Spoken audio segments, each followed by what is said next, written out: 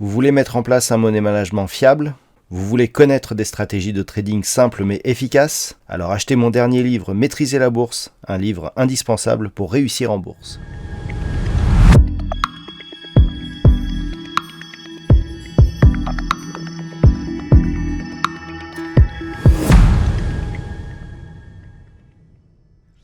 Bonjour à tous et bienvenue sur boursicoté.com pour cette nouvelle analyse technique du CAC 40 en clôture avec une semaine qui termine un peu mieux que ce qu'elle n'a commencé, puisqu'après une ouverture sur un petit gap haussier, eh bien on est venu ici quasiment combler avant de repartir à la hausse et de terminer ici sur cette zone qui était définie comme un objectif en cas de rupture ici, la zone des 6281 points.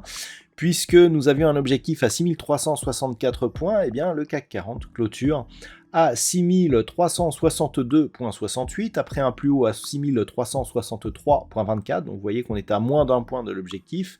Et donc au terme de cette séance, eh bien l'indice parisien gagne 2,52% par rapport à la clôture de la séance précédente. Donc on est bien entendu sur un signal de reprise, mais comme on peut le voir sur une vue daily, eh bien on reste ici sur une bougie qui s'inscrit dans une trajectoire de rebond technique, puisqu'après ici cette attaque sur la bande de Bollinger inférieure, cet appui ici, ce double appui même sur la zone majeure des 6100 points, eh bien on revient ici à proximité de la moyenne mobile 20 exponentielle. Du point de vue des indicateurs techniques, on est toutefois sur une dynamique de rebond, comme nous l'indiquent ici les histogrammes du MACD. Le RSI, lui, vient se repositionner dans sa zone neutre et nous avons des volumes, et c'est assez surprenant, inférieurs à la moyenne et inférieurs aux deux précédentes séances. Donc par rapport justement à cette configuration, pour l'instant, ça ne nous donne rien de neuf. Encore, on aurait eu un petit peu plus de volume. On aurait pu se dire que ce mouvement ici impulse un mouvement qui peut perdurer. Là, on aura juste ici une configuration que je vous présentais ce matin, que l'on pourrait qualifier ici de double bottom, avec ici cette phase de baisse, ici une remontée, une baisse, et puis on casse ici le point haut intermédiaire. Donc clairement, on peut ici continuer à évoluer ici en direction des 6500, voire 6600 points. Mais c'est tout. À part cela, on manque de conviction par manque de volume, on est toujours sous la moyenne mobile 20 exponentielle, donc pour l'instant, il n'y a pas de remise en cause de la dynamique baissière. Alors, au palmarès de cette séance, nous trouvons deux valeurs qui ont des gains supérieurs à 5%, avec ST Microelectronics, on est presque à 6, 5,99. Renault qui gagne 5,24, et puis derrière on a Veolia, Stellantis, Eurofins Scientifique, qui sont aux alentours entre 3 et 4%. Au chapitre des baisses, on n'a pas de grosses baisses aujourd'hui, on a au pire des valeurs qui sont quasiment à l'équilibre, comme Thales et Orange, et Vivendi, donc qui gagne 0,50%. On n'a que deux valeurs en baisse aujourd'hui.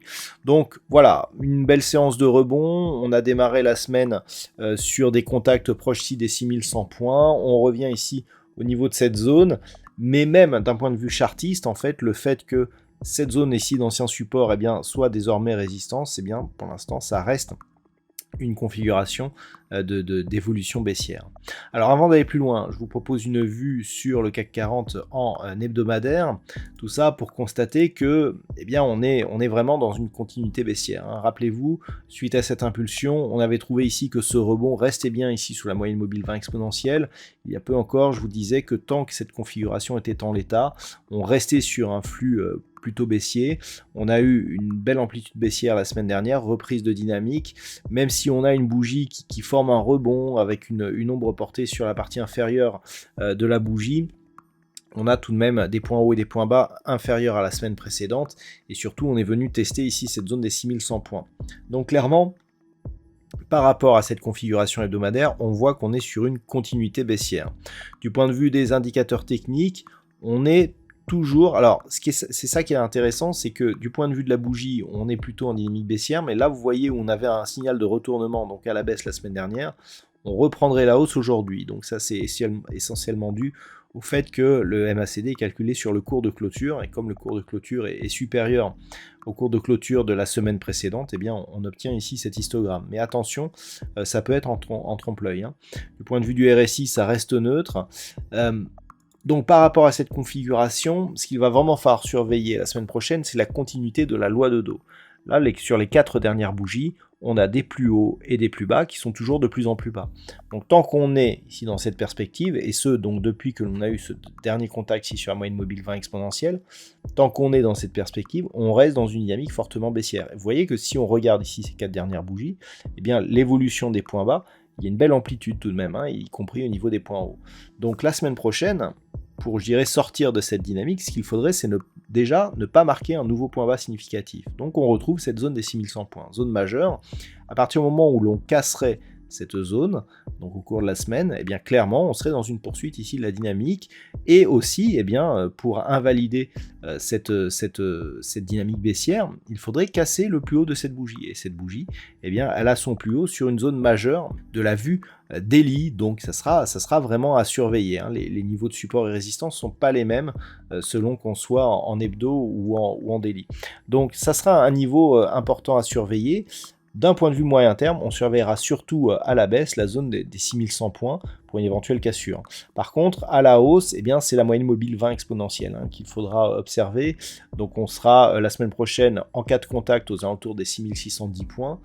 Tant que l'on est sous ces niveaux, on reste dans une perspective ici, suite à cette forte attaque sur la bande de Bollinger inférieure, rebond sous la moyenne mobile, et bien tant que l'on est sous cette moyenne mobile, on reste dans une perspective plutôt baissière. Ce n'est qu'au-delà ici des 6610, 6644, et bien que l'on pourrait commencer à relever la tête et à regarder vers le haut. Alors maintenant, si on revient à la vue daily, les niveaux, eh bien c'est vraiment ce niveau des... Donc à la baisse, on a toujours 6100 points. C'est un petit peu comme sur la vue hebdomadaire. Par contre, à la hausse, ce qui va être intéressant de surveiller, on pourra déjà commencer à le surveiller sur l'évolution des futurs avant la clôture hebdomadaire, au niveau des indices US, c'est cette zone des 6364 points.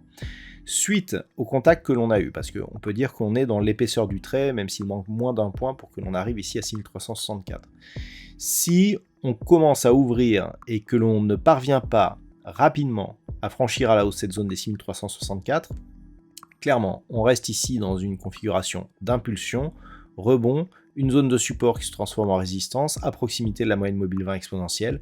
Clairement, on restera ici dans un fond de tendance qui restera orienté à la baisse. Rappelez-vous, je vous l'indiquais, depuis que cette zone ici a été support, initialement franchie ici sur un gap haussier, ensuite cette zone a été support, ici 3 contacts, on l'a refranchi ici sur un gap baissier. Le gap il est désormais comblé sur la bougie actuelle, mais pour totalement invalider ce signal, il faut absolument ici sortir et recasser à la hausse cette zone horizontale. Tant que cela n'est pas fait, on reste dans une continuité baissière, avec donc le risque de revenir sur cette zone des 6100 points et de la casser.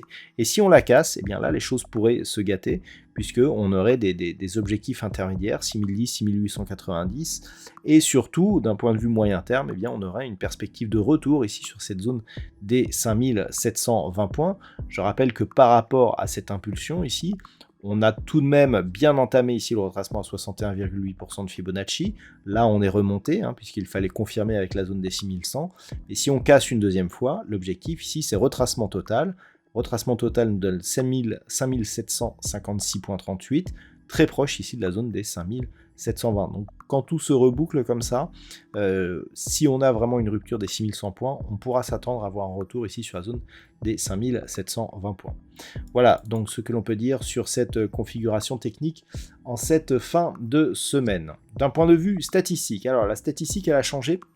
Rappelez-vous, en fin de semaine dernière, je vous disais baisse à venir et ensuite reprise haussière. C'est ce que l'on a eu, mais désormais, avec cette configuration, eh bien, la statistique, elle change. Et donc, pour la semaine prochaine, on serait ici sur une stabilisation des cours sous 6364, suivi d'un retour à un mouvement baissier. Donc, on verra si cette statistique est respectée. Du point de vue de la conviction, c'est assez moyen. On a beaucoup moins de conviction que ce que l'on avait sur les phases de hausse que l'on avait notamment au début de la semaine. Donc ça sera à surveiller la semaine prochaine. Voilà donc pour ce point en fin de semaine. Je vous souhaite donc de passer une très bonne soirée, un bon week-end. Après ce vendredi 13, on se retrouve dès lundi prochain pour d'autres analyses techniques, toujours sur le site boursicoté.com.